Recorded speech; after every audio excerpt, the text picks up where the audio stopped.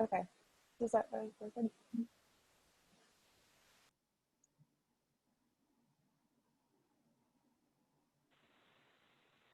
Welcome everybody to our session this afternoon.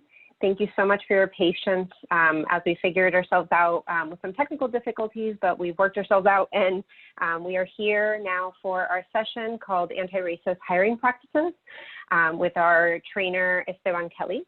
And so I'm here to let you know that I will be your tech and language support, which means that I'm here to support all of you participants if you have any sort of technical difficulties. So you can just literally chat me directly and I will try to help you out. And so I'm just going to now go ahead and introduce you to our wonderful interpreters, Kay and Elizabeth, who will actually explain how the interpretation will work. So if you can go ahead and unmute yourselves and take it from here.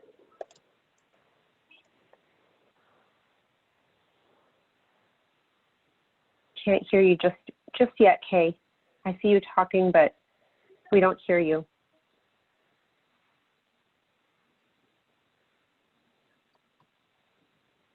I think we have to unmute her general one because she's on this interpretation channel. So monitor K should be unmuted, and I can help with that. Hold that. Are you able to do that? Yep, Thank you. 1 second as we figure out a little glitch here.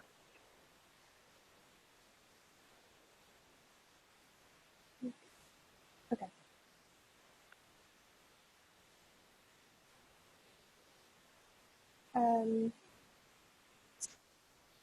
Kay, is that working? No, I see her speaking, but we can't hear her. I wonder if Elizabeth, if you want to jump in. You hear me? Try. Yes. Okay, sorry. I was trying to get in with my phone. Kay's in a booth, so she's going to say it in Spanish, and I will interpret in English. Continuar. So we're going to continue. We're going to start. If you're not bilingual, continue these instructions to choose language interpretation. If you're using a computer, or like a Windows or Mac, you can click on the globe that you see at the bottom of your screen, and then click on which language you prefer to speak in. And if you're using a telephone or a tablet, you can click on the three buttons, the three dots,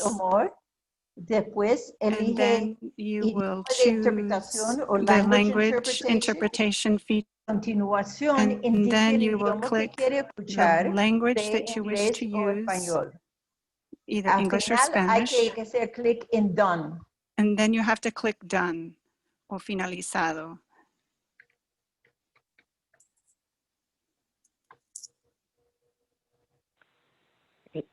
Thank you so much, Kay and Elizabeth.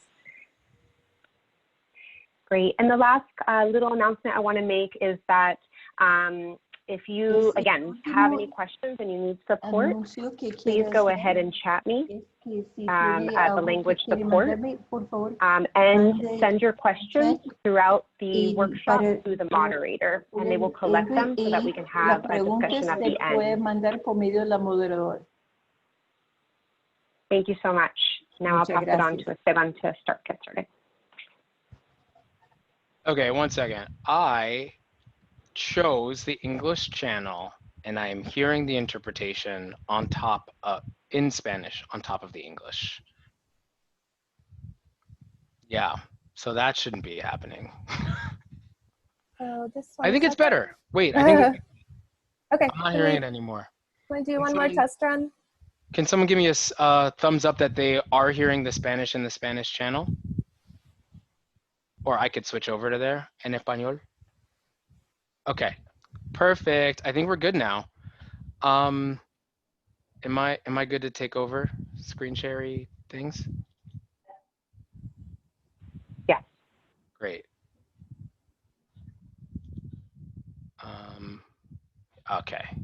Yeah. Yeah. Yeah? Are we good? All right, beautiful. So, hi everyone, welcome. I'm glad that we're all together to talk about ways to hire people that don't perpetuate anti-Black racism and other kinds of gender-based and class discrimination, and a lot of the ways, yeah, a lot of basic racist hiring practices. What accompanies the slides that I'm going through today is a resource packet. There's a version of it that we have on the Aorta website.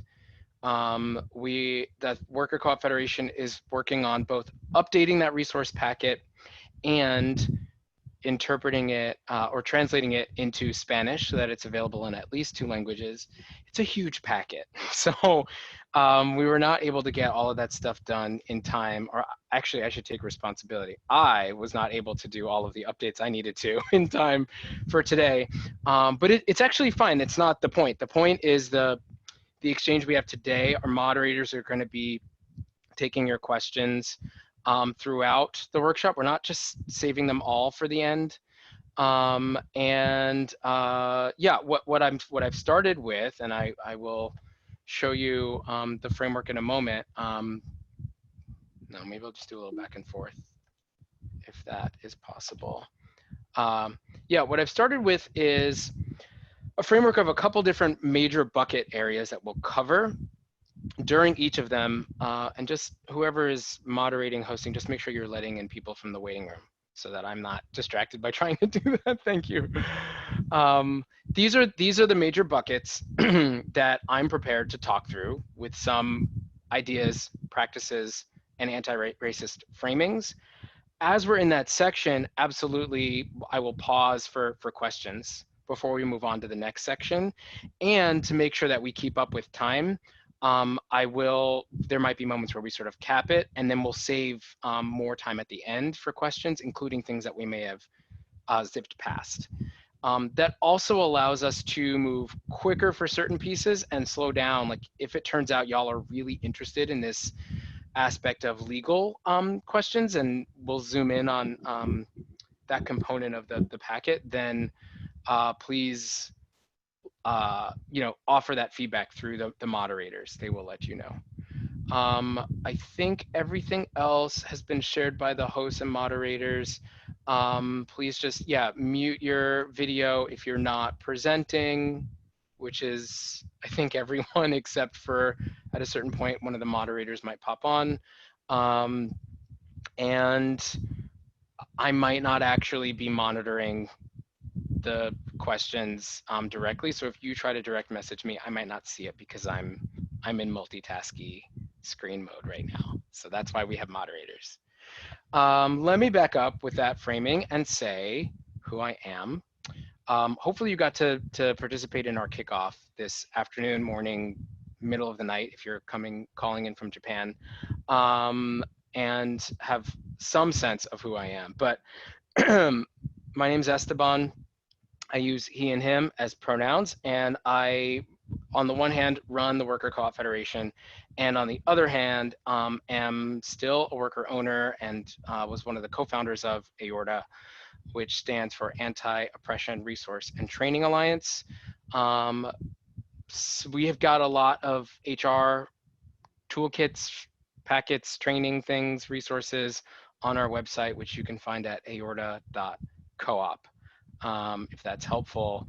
The Federation has more resources that are available in English and Spanish for what that's worth. And this is a training that's kind of run through Co-op Clinic, which is our peer technical assistance network for worker owners who are offering guidance, TA, sometimes direct consulting for developing co-ops or existing co-ops, people who are interested in co-ops. Here we are. Hopefully you're in the right place. Okay, so I wanted to start with kind of a flow of what a hiring process looks like generally, and we'll get into some of the buckets. I think really the main thing to take in as a consideration is intentionality and planning are crucial for making sure that you're not perpetuating racist systems, cultures, and approaches. Most people, whether you're running a small business, whether you're in a nonprofit, whether you have a government job, inherent and have been mentored by their predecessors in workplaces who have taught them kind of a standard set of, this is the way that HR happens, this is the way that hiring and onboarding happens, this is what a job posting looks like. And part of what I want to unpack is today the importance of slowing down and actually just doing an assessment and evaluation of those things, because so many of those systems are by default pretty racist. And that starts with your hiring committee. You might be a really small cooperative or even a small nonprofit or workplace, or you might be a big one. Either way, do the best you can to form a multiracial group. First of all, you don't want to just stick this work on whoever volunteers, because that might be someone who doesn't fully have the capacity to slow down and do what's necessary.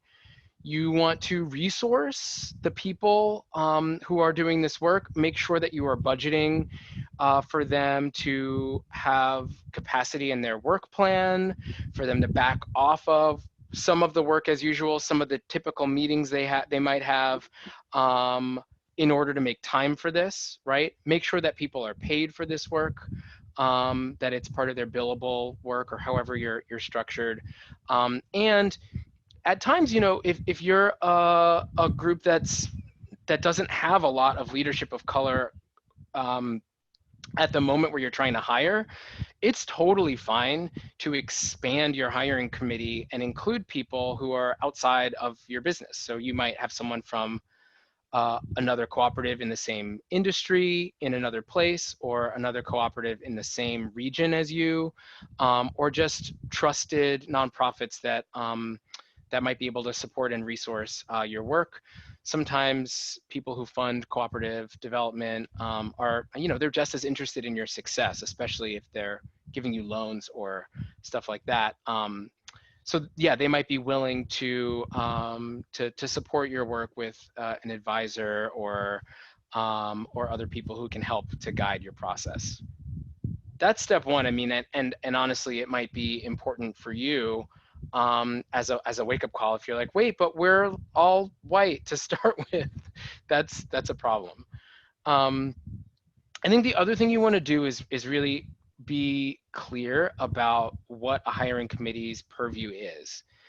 And I say that not because not just because they need a clear scope of work in terms of what they're doing, but also, especially in democratic workplaces, it's important to be clear about what authority that group has. Sometimes in cooperatives, there's a sense of, well, we formed this committee and therefore we have, we don't need to check back with the rest of the co-op on all different kinds of decisions. And it might be that that's the case. Some groups, I know in Aorta, our last couple of rounds of hiring, we set up a hiring committee, but we laid out a very clear protocol about what kinds of decisions they were able to make without checking in with everyone else. So they could decide who was advancing to the next round or who was getting an interview. They were a smaller group of people reading over resumes. They could decide to extend our timeline, our hiring period, or to approve a job posting, those kinds of things. But any moment we needed to actually decide about finalists, about offers, about even once we made offers to people, deciding who was going to mentor those people and be their buddy in the transition to including them in our workplace in a supportive way, those were all decisions that were actually made by the cooperative itself. And I would say even higher up, the planning of identifying what's the position we need, right? It might be clear in a co-op like, oh, we're under capacity, we have a lot of requests, but we don't have enough workers here. It might be clear to you that you need to hire, but you might not be aligned on what you need to hire for. Those are going to be really important things to discuss and have clarity about. You know, is it a general job posting? Is it something that's very specific? Is it someone who's going to be hired on a specific team, et cetera? You know, how many positions are you hiring for? And sometimes in aorta, we set out to hire 1 to 3 people and ended up hiring 5 people at once because we realized actually this is a moment where we had a lot of great candidates and we do need to grow, and we may as well invest in them as a cohort. It means we're going to take a hit as a business because it's going to take a lot of capacity to, you know, to grow by 30% all of a sudden. But those are the kinds of things that we were able to clarify by doing that assessment internally. Yeah, so those are some I put on the screen, you know, some of the questions that committee will want to consider and the ways in which that relates to the powers, responsibilities, reporting back, you know, all those expectations. And, you know, depending on the division of labor, you might say, listen, we have a multiracial workplace.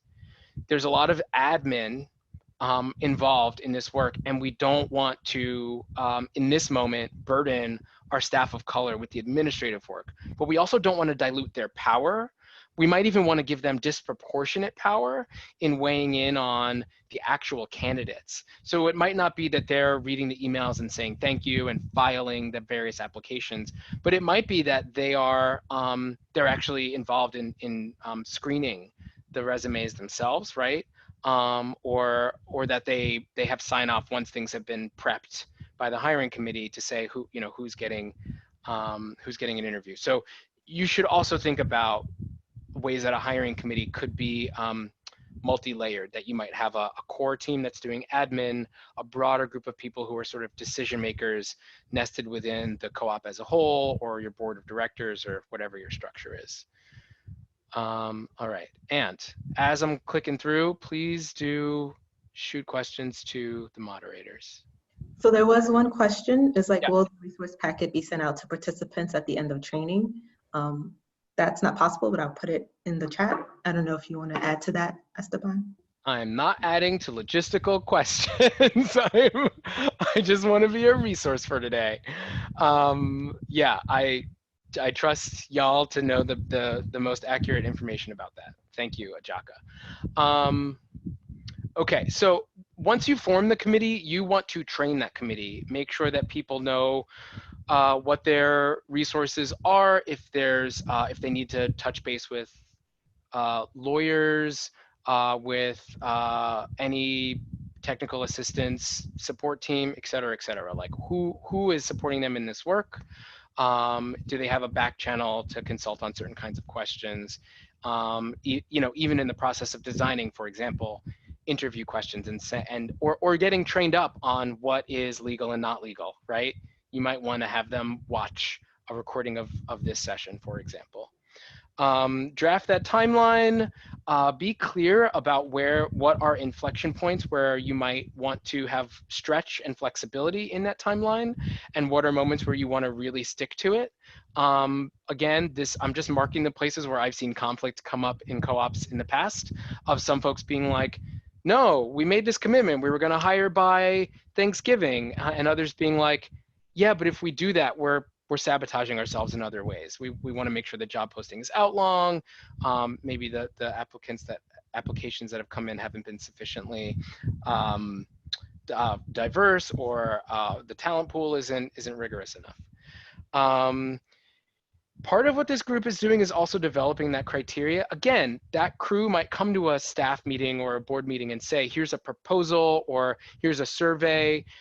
We want your feedback, right? So there's definitely, it's not to say that you parse this and there's no engagement, right?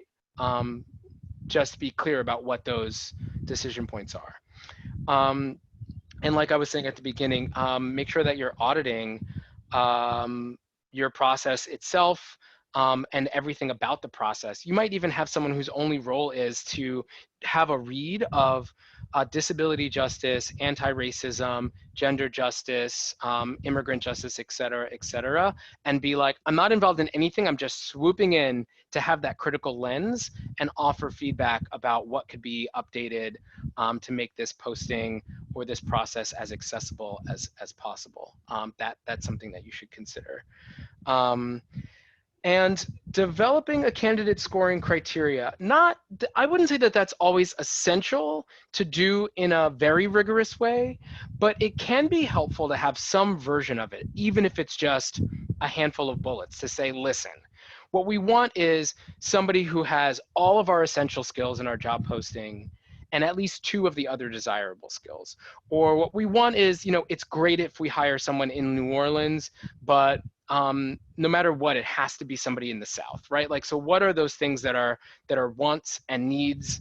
What are the things where, you might say somebody has to speak a second language, and it's great if it's Spanish, but it doesn't necessarily need to be Spanish, et cetera, et cetera.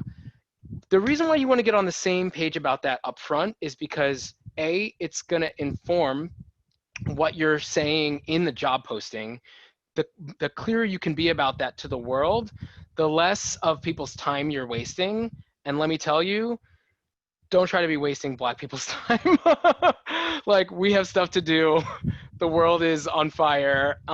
We're embedded in communities that are in perpetual crisis, and we are resourcing our communities, especially those of us who are taking care of elderly people, our immigrant family, our diaspora family, taking care of kids, et cetera, et cetera.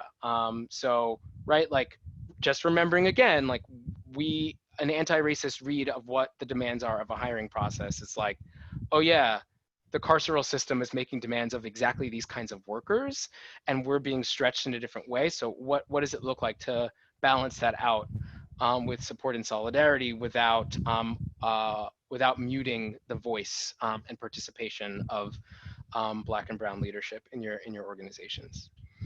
Okay, so a little bit about timeline. Here are some things you might want to get on the same page about. Decide how you want people to apply. I've seen different versions of this. I've seen we want to do basic cover letter, resume, and supporting materials as an initial round, and only if we advance to the next round will we request a writing sample or a video of you in action, or right, it depends on what you're doing. Some of y'all do design or tech, or you might have you might be doing home cleaning and you might want referrals from clients in the past, or just referrals from another job, doing some version of customer service. Whatever that means to you, be clear about that up front. Again, don't ask for all of that stuff up front if you're expecting a lot of applicants and you're only really going to end up interviewing 15 people or something, right? You don't want to waste people's time. So figure out how you want people to apply, create that job announcement. Distributing it is its own work. Be clear, what are your mechanisms for distributing it? I think, again, an understanding of networks, social networks of power and position, the way that class networks operate, the way that that people who are in white dominant social spaces operate is just really different. And so if you say, well, we tweeted it out, or we sent this on such and such listserv, or we didn't post it publicly, we're just doing word of mouth, well, that's going to indicate, what the range is of who finds out about your position. And if you are already a really white-led organization, you're going to need to invest a lot more time into those pieces, those early pieces. That might include posting in different languages, making sure it's accessible to people with disabilities, just making your timeline like a lot more time, because it might not be until weeks 5 and 6 that people in communities that are a couple degrees removed from the usual suspects find out about it.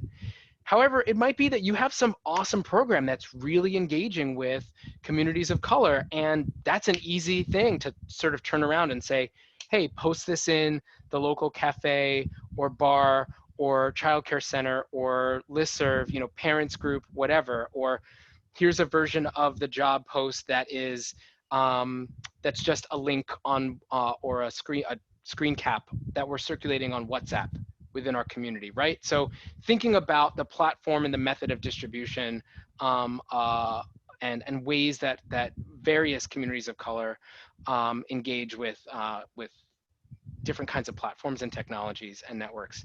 That's all part of the design. And that's why you want to make sure you have a multiracial perspective on the design team itself. I started talking about your assessment tool. If there are questions about that, definitely let me know.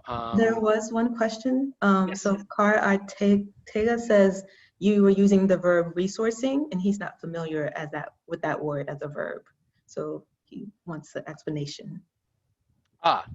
So for example, resources could be with time, with the support of people, with dollars, right? So it could be that you run a grocery store and the resource is, hey, I need somebody else to do a cashier shift in order for me to have the time as a frontline worker of color to be involved in this outreach work or to develop a job posting for our cashiers and our front end staff. So I need us to hire temp work, or I need the full cooperative to be able to pay us for extra hours or overtime, so that my other coworkers in the front end of the store can put in more hours to to cover the shifts I need. Or resources like, we're gonna close early once a week in order to have the time to do this, right? So resourcing is just all of the things that it takes to make sure that you have the capacity to do this work. All right. I mentioned extending the deadline if needed.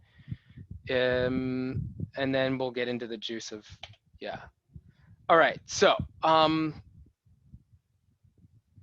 I would say the most the most pervasive way that implicit racist and classist bias comes up in hiring processes is really around the assessment of resumes, cover letters, and applications itself. So I wanted to simplify a couple of the considerations into this do's and don'ts category, some considerations of how to do an anti-racist read of applications themselves. Now, this requires you to get very specific about what you're hiring for, who you're hiring for, and to be aware of all of the different hurdles, barriers, lack of opportunities, divestment that have been put in place to disadvantage first-generation students, English language learners, communities of color, immigrant communities, etc. So I would say, starting on the don't side, actually, a lot of times people do an automatic screen. They're like, we're just disposing of anyone who's got typos in their cover letter or resume, grammatical and spelling errors. Look, if you're not hiring somebody to be a grant writer, a copy editor, a journalist, it doesn't matter, right? Like if you're hiring somebody to bake bread or to be a cashier or to do farming, and in some cases even to do visual artistic design work or sound editing, you shouldn't be screening people out because they made typos, especially knowing that the English language is entirely based on classism. It's like it's a legacy of colonialism and classism. Like the spellings of things it's not phonetic. It doesn't make any sense. It's been updated, you know, for centuries. It's a really complex language, and there's a particular privilege that comes with the level of grammatical education that some people are privy to. So just be aware of that and chill out. If it's not pertinent to the work you're hiring for, don't make that the reason that you're dismissing people. Be aware if somebody might be applying in a language other than English, and if that's okay for your process, or I should say the dominant language, because you might be primarily Portuguese speakers or Spanish speakers or French speakers, right? So whatever the dominant language is, just, you know, be aware of that, and read against that depending on what your context is. I would say similarly, you know, don't let the presentation overly influence your process. Sometimes you're going to be wowed by like the amazing font someone chose and all the different graphic design and the layout. It's so clean, it's so sexy, right? That is probably really important if you're hiring for a position around marketing, design, advertising, etc. If the position is grant writing, then how sexy it is probably shouldn't be the reason why you're definitely advancing a candidate or definitely not advancing someone whose resume might be a little more lackluster.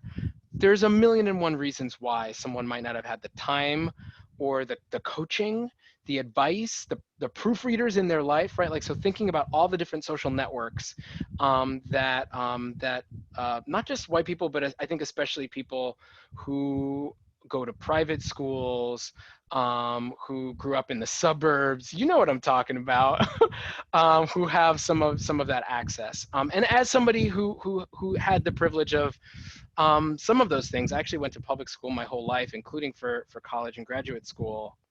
So there's that.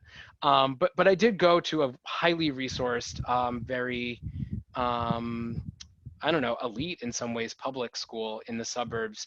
And so I'm aware of those things. And part of why I recognize this is because I had to change my own behavior. I absolutely, in my past, had been part of hiring committees that were like, oof, this application's a mess. We're not considering this person, right? Like that I'm aware of it because I had to intentionally shift my own behavior. Okay. And generally, I think making intentional space, not just for the logistics within your hiring committee, but for having intentional conversations about your class background, around your personal background, around ways that your own judgment and bias might come up before you even read the first application, is going to be important and helpful for your team. It's helpful to hold yourselves accountable. There are things that I still don't notice, or where that bias is so embedded, it's so deep that that I might not pick up on something that someone else notices at first. And some of that is also just assets. Someone might say, listen, I didn't see this in the job posting, but I'm a coder and I speak Arabic. And that could end up being a major asset, right? Even if it's not in your job posting. And so that there might be a lot of richness embedded in a closer read of applications that are reasons to elevate somebody's application. Some of the things that you ought to do, you know, it's not, I know this person, she's my homie, this person was referred to me. It's, you know, does this person meet our criteria that we already decided? We said we needed somebody who is fluent at social media. We said we need somebody who is already a really strong writer and knows how to do grant writing. We said we need someone who can lift heavy loads because we're getting shipments of, you know, rolled oats and deliveries from UNFI every Tuesday. You can tell I once worked in a grocery co-op for 8 years. And that's pertinent to the job, right? And so I would say, make sure that that position, or emphasize, make sure that the position criteria are articulated and that they're specific to what you need. Don't just copy and paste a job description that says, must be able to lift heavy loads, must be able to sit on Zoom for 8 hours a day, if that's not actually necessary. There are so many people with disabilities or who are single parents or whatever their reasons, if it's not actually part of the work you need them to do, don't stick it in there, right? Because those end up being barriers and hurdles, especially for people who've been marginalized. You do want to look at resumes for their contents, what's really there. I think there's a lot of reason to make sure that people are being thoughtful about the application they're submitting. Look, you all are in special workplaces. You're not a run-of-the-mill H&R Block, seasonal tax preparers workplaces. Some of you are doing finance and bookkeeping and tax preparation, and you're doing it in a very special workplace. So make sure that the resume or the cover letter mentions your workplace, says something about the job you're doing. Those are all fine reasons for saying this person cares. They're showing the dedication that we know we need for our workplace. And they didn't just see a job posting and just blitz everything that they saw on whatever, Craigslist or Idealist or LinkedIn, I don't know. So those are actually really good reasons for screening certain things out. Yeah, and you want to use your score sheet while you're doing that read. Questions? Have questions come up so far, Ajaka? Yes, there are two. So one is, what do you think, and it's by Cooperative Team, where is it? Oh, I can't see the name. Cooperative Team. So what do you think about open hiring in the context of racial equity for roles where that model applies? Joseph. Cooperative Team. Oh, it's Joseph Curtin. You don't need to out people. Oh, no, he told me his name. Okay, it's all right. It's all right. So the question's opening hires versus semi-open or closed ones. It's just your thoughts about opening hiring in the context of racial equity for roles where that model applies. Yeah, well, right. I think one of the principles that should guide your hiring process is a consciousness of power. If you are already and many of y'all are primarily people of organizations that are primarily led by people of color, that's great. You might not need to have this like huge open call. You're embedded in the community. You're trying to offer jobs in your community. You just put word out through your networks in the community. That might actually be fine.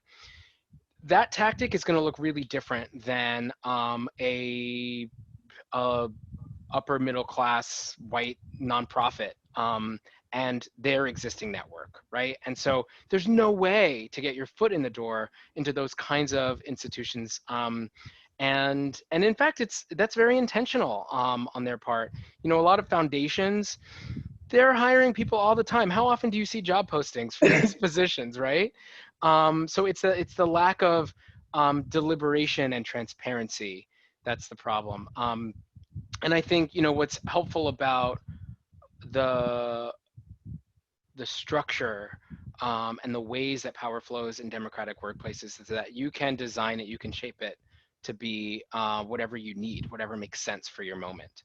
And honestly, I think that if you do some of these things, it should be pretty easy. I mean, there's no excuse in 2020 to not be able to have a robust staff or applicant pool of color, especially if you're not willing to invest, especially if you are willing to invest in training, capacity building, leadership development, right?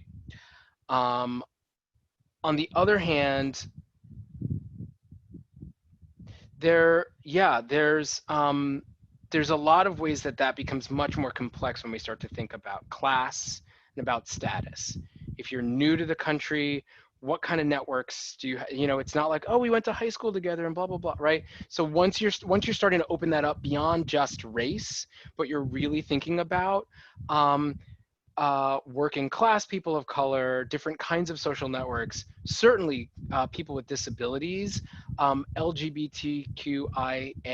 plus communities, queer communities, right? That's a different set of considerations. You want to be much more deliberate, right? So if your job posting says, he or she must be able to blah, blah, blah. You're already sticking a gender binary onto a job posting.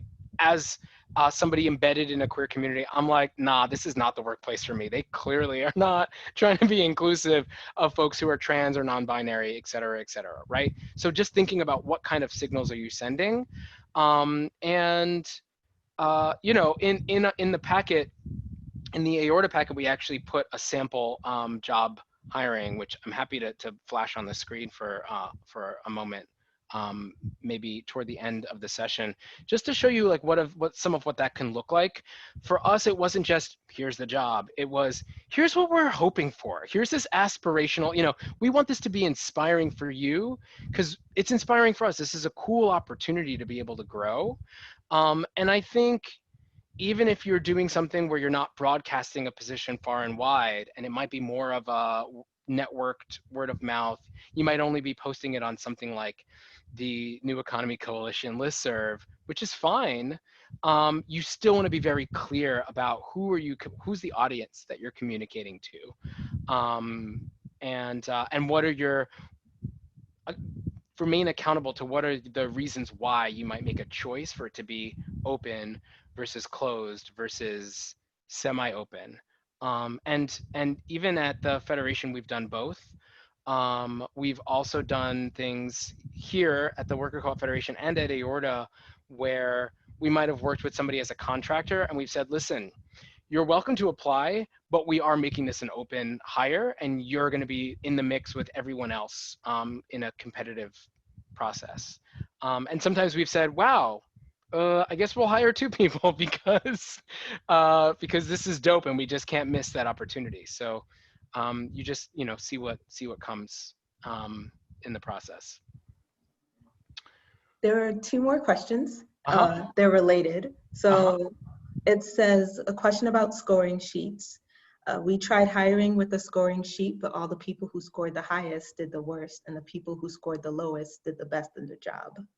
So the question is like, how do you develop a scoring sheet that works well and is not based on superficial impressions from the interview? And that relates to the second question. Don't make it in a vacuum. I mean, test it out on yourselves. There were moments where we were like, wow, look at this job position. I would never get hired at Aorta, you know? So make it realistic as well. And that's the difference between a list that says, here are the essential skill sets that you have to have or experience, and here are the things that are encouraged or that are going to stand out or that are sort of bonuses, right? And that gives you a range, you know, and you really do want to boil it down to have that range of what's essential versus what's desirable is another way that we've said it sometimes. The other thing I would say is you can use it internally as a general rubric, and that is not the guide star. Your committee, the people are the guide star. Your values that you should articulate are the guide star of where you're saying we are hiring for growth, or we're hiring for support, capacity building, talent, connection, expanding to the West Coast, whatever, like whatever those initial principles are. That's really what it comes down to. If it's like, oh, they have to have 3 years of customer service, or it's a no-go, or they have to have union organizing experience, those should not be the things that you're really tripping over, you know? And yeah, maybe I'll leave it at that. You said there's a second question? Yes, about scoring sheets. What should they entail? What type of questions? You covered it a bit, but feel free. Honestly, it's a way to clarify. You could sit in on the same interview, or you could read the same resume and one person might say, this was really powerful, and another person might say, this was garbage. It gives you some framework for comparing and saying, here's why. You can say, well, you know, based on the fact that we said we wanted restaurant or retail experience, this person has it. And I know that that's a tough and busy restaurant, or, right, like, so there's a difference between saying, this person worked in any amount of food experience, and this person worked in the kind of food service environment that that I'm familiar with, and that I know that that their role within that place is the kind of role, like they were a prep cook for somebody who I know is a pain in the ass, right? And so I know that they're going to be able to ensure that we're not going to have a toxic work environment or whatever, right? So it becomes a jumping off point for the kinds of conversations that you're going to need to have to start comparing why somebody makes the cut or not. And you might say, look, we only wanted to interview 10 people, but we're deciding we're going to interview 11 because we just didn't get a clear picture just from our scoring system. You know, I'm not super Virgo-ish, so, you know, mad respect to Virgos. Have a Virgo on your hiring team. I make astrology jokes for the queer community. That's what that's about. We call it lesbian sports talk. But yeah, that, I mean, that level of detail-oriented metrics versus intuition and sort of like values and vision-based approaches, you got to balance both of those things out. And you know, sometimes it's very clear to have a tool that's a scoring sheet, and it's not always going to be the thing that that clarifies everything for you. What will is getting into interviews.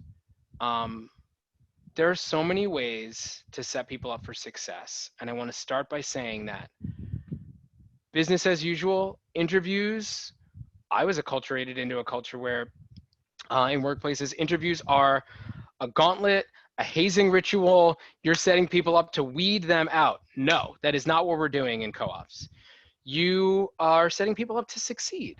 You know, the reason why you conduct an interview is to get a sense of who the applicants are that you couldn't see just based on what was on paper. Now, it might be that somebody on paper, you were like, I can't tell if this person's great, and that's the reason why we should interview them. Or it might be, wow, you all needed to know that we're 10 minutes. Oh, that's the time check.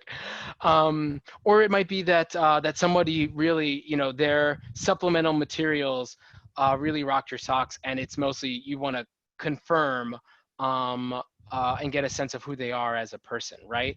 So there are different versions of what you're trying to get from an interview, and you should be clear about that as a committee in the first place. But it's not a moment to say, here are all the, it's not the Hunger Games. Like here are the, you know, 12 best people from all the districts or whatever, and then it's a bloodbath and you're just trying to fight to the death.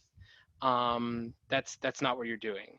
And so, you know, I think a reorientation away from weeding people out already opens us up to what's the most generous read of the reasons why somebody might have had not have had the social and educational opportunities to have a super glossy resume with the newest fonts and all the social connections that meant that they saw the job posting right away. Don't penalize people for turning in their applications on the last day. You know, people of color are busy as hell. So there's a lot of reasons for having a generous read. Setting people up for success also means that you're remembering that interviews are stressful. Your role is to put people at ease. That oftentimes if people are on the job market, maybe they're interviewing at multiple places, which is they're juggling. That might be stressful. Maybe they're doing it while they have part-time jobs or while they're freelancing, right? So just keeping all of that in mind, remembering that that it can be intimidating. You've all been in that position at one point or another, I'm imagining. So really just, you know, empathizing, putting people at ease, remembering that there is a power dynamic. You're always going to feel more comfortable than they do. If you're stressed, then they're 4 times, 10 times, 12 times more stressed than you are. Remembering that and putting things in place to make people feel less anxious. What does that mean? Well, is that on this? Okay, what does that mean? It means go the other way.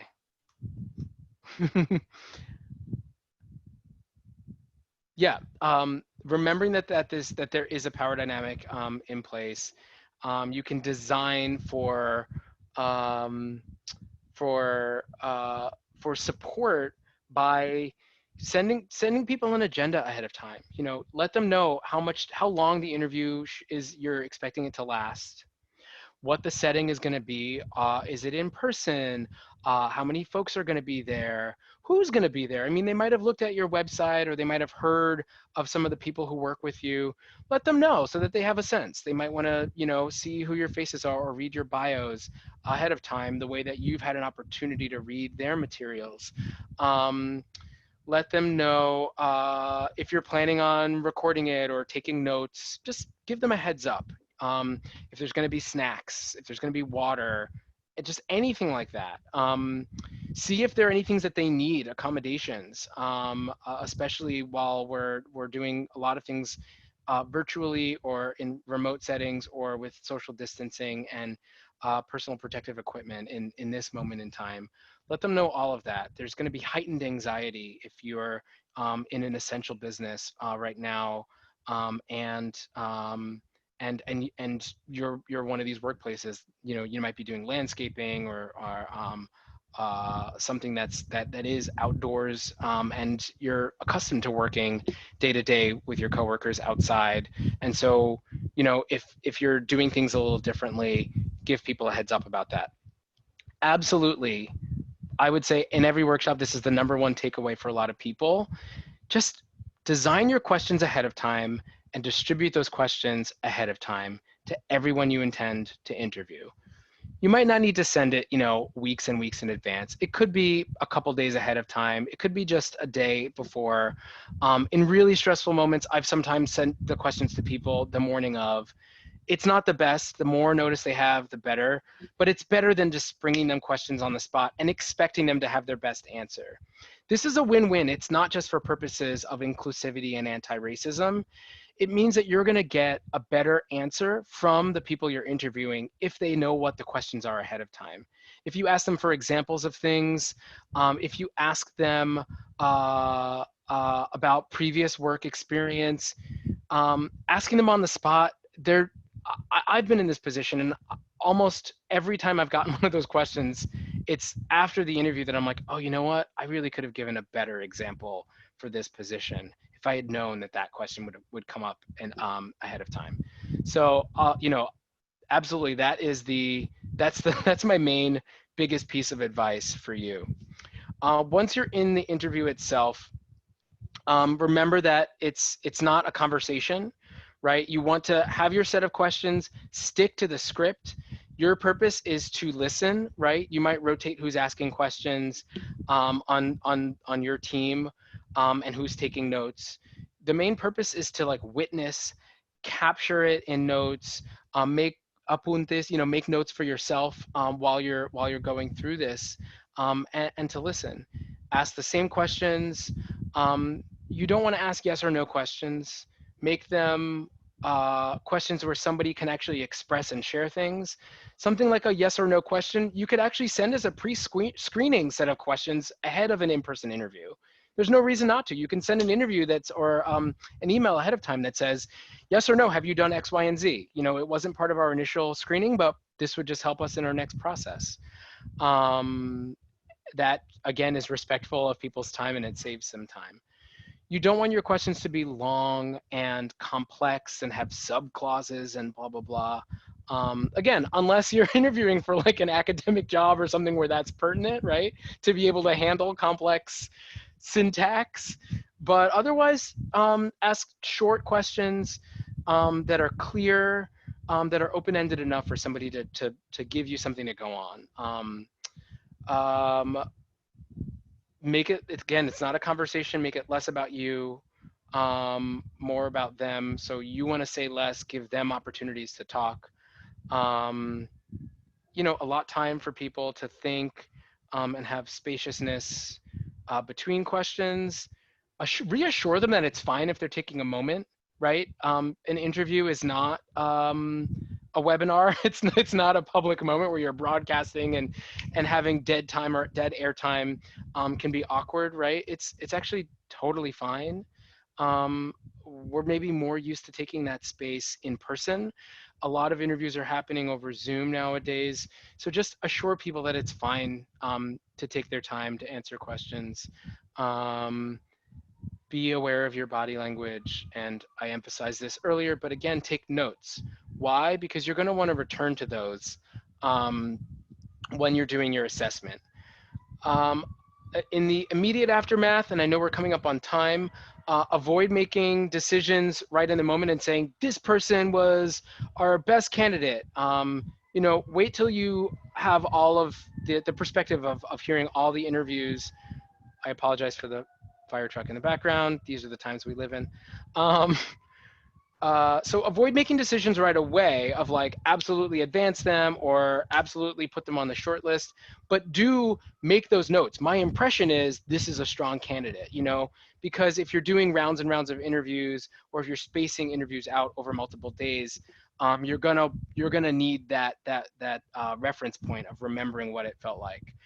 Have a team debrief right after the call. Build in space in your interview schedule to just connect and be like, are we on the same page? Like, this person probably isn't a good fit, but we really like them. We want to recommend them to another co-op or another workplace, etc. Remember to interrogate your biases, and steer clear of the trap of, they're part of our culture, they look and feel like me, I feel like I could be best friends with this person. An anti-racist hiring process should not be premised on that sort of bias that perpetuates the culture you already have, unless you already have a great culture, in which case, yeah, you're like, yeah, this person is like anti-patriarchal, multilingual, queer inclusive. Yes, that's great. If they fit right into that, then maybe that's what you want. In terms of the legal questions versus illegal questions, I will we will wrap up while I switch my screen share to that slide just to give you a sense. And what I'm doing here is actually just sharing what our homies at one of our member workplaces at the Olympia Food Co-op, what they, oh, I realize I need to share this on a different screen. What they went through. And so these are things that are going to be pertinent for the state of Oregon in their case. You will need to check with a lawyer for the context of what's legal for you. Some of these are based on federal law, but it just does give you a sense of, you know, the importance of not digging too much into somebody's personal biography, their family, nope, their gender, nope, their pronouns, nope, you can't ask them. If they offer that, that's fine. Their country of origin, where they were born, you cannot ask them that. So this gives a sense of what some of those kinds of questions are that you can ask. That's the middle column. What's lawful and what's unlawful is in this column on the right. Again, the handout is a better way of going through that than what we can unpack in a webinar. Why don't we wrap there? I think if there are, can I linger for questions in chat or whatever? What's the best way to handle that? I entrust the moderators with the flow of how we want to do that. Yeah, it seems like we have until 6:10 from what I just read. Do we? Yeah. Love. Okay. There were tons what of questions do we have? Yeah, so I think you covered it. So I'm not going to go in exact order, but someone was asking about, we recently had a lawyer tell us that asking for optional demographic info was illegal. What should they do in that situation? What is the recommendations? Optional demographic. Yeah, just don't ask. Just don't ask. That's like fine, right? You might say, hey, it's really important to our organizational mission and strategic plan to hire Black and Indigenous people. You can't say in an interview, do you identify as Black? Are you Indigenous? What are you? You can't ask about people's race. Imagine why. Because that could be used as, first of all, you could be sued if somebody is not hired. They can say, well, they asked about race and then I was not hired and I think I was not hired because of my race. And by the way, that could be a white person, that could be an Indigenous person, that could be you can make a claim, right, a lawful claim on the basis of race, regardless of what your race is, right?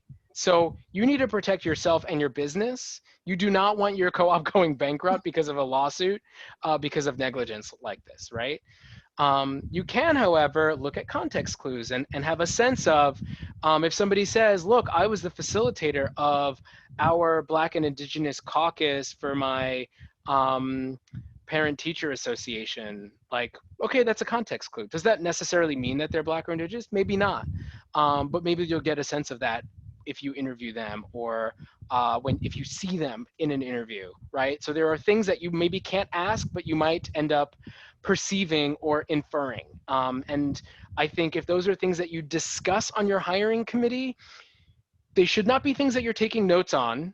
They should not be things that you're officially discussing, right? What you can discuss are the merits of the position you're hiring for, the values of your organization, but not any one-to-one things. And so it is very, very tricky. It's very technical, and I would recommend a deeper dive into some of these considerations. Other questions? Yes. So someone asked if they could get the list of these illegal questions from the Oregon Co-op or Oregon. Yeah, I think, first of all, we have this on some of our HR resources on the Aorta site. And again, the Federation is going to be posting these on our updated resource site. If not this month, then certainly next month. Keep an eye out for it during co-op month. And at that point, we'll have some of this stuff in at least Spanish and English. Okay, more questions. How do you develop a scoring sheet that works well and is not based on superficial impressions? And I'm gonna do two, and then how important is it to make current demographics of an org clear in job announcements and easy to find? Oh yeah, those are great questions. Before I answer, I almost forgot to shout out, there are a whole bunch of cooperative lawyers in our network. We have a print guide. I was just looking for where's the one that I keep right on my desk, and I think it's hidden under some of my notes for preparation. But we have print copies. We have an online directory. You can find technical assistance and cooperative expert lawyers in your region, or you can ask groups. You know, cooperative lenders will be able to do referrals. The Federation will do referrals for who might be able to vet what your questions are. So that's one way to think about, you know, this is going to be pertinent for Oregon specifically. A lot of this is going to be pertinent for federal sort of compliant job postings, but absolutely there are ways to vet. Okay, the question about how much are you saying about yourselves? Yeah, say a lot about yourselves, especially if you're not one of these workplaces that is like, here are all of our faces on a website. I think the job posting should be pretty clear, like, hey, we are mostly men and we're trying to not be mostly men.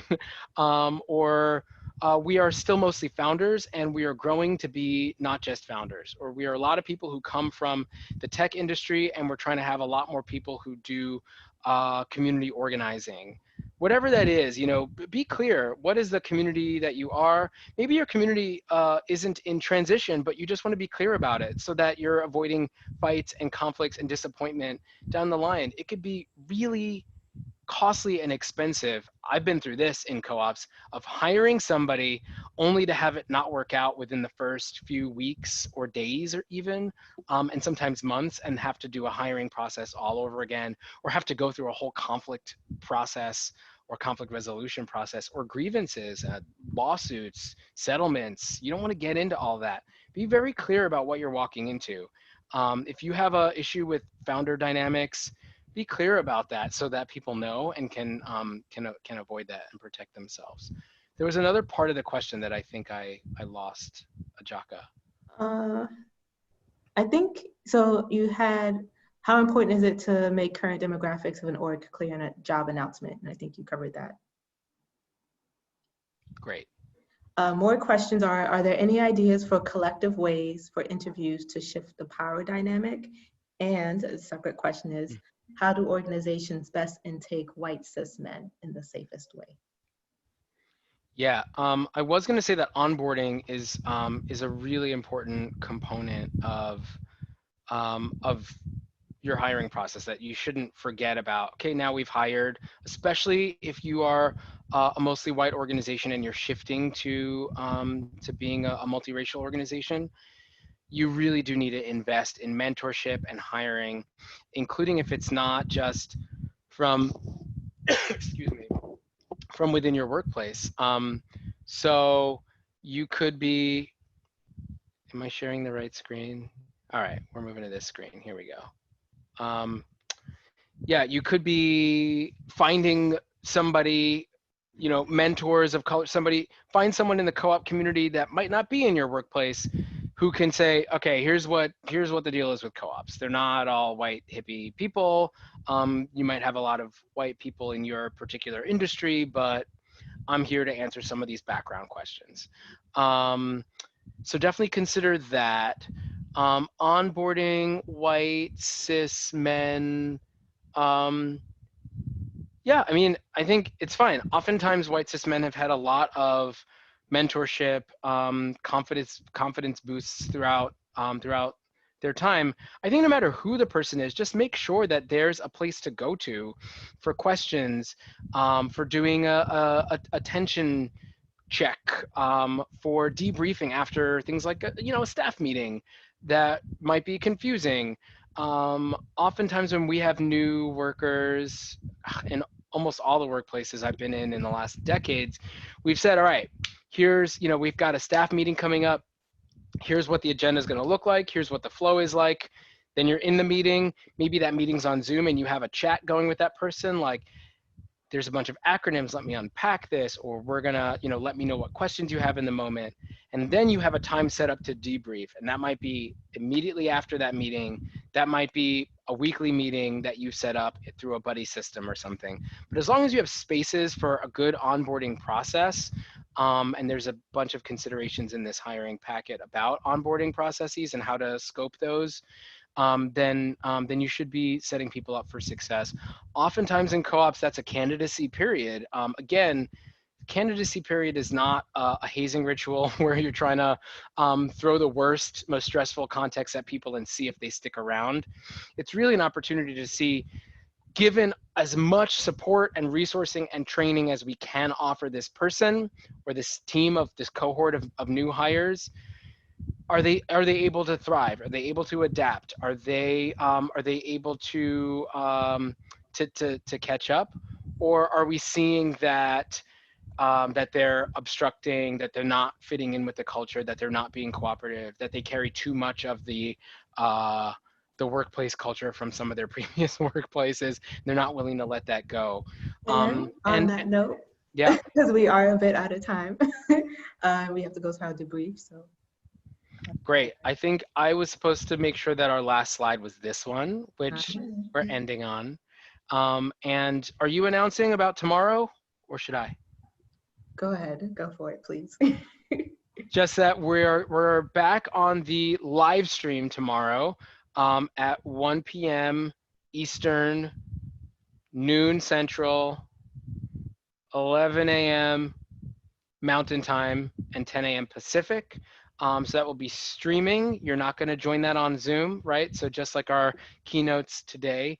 And then our breakouts will be similarly, you can find a link for the breakouts. There will only be one breakout session tomorrow.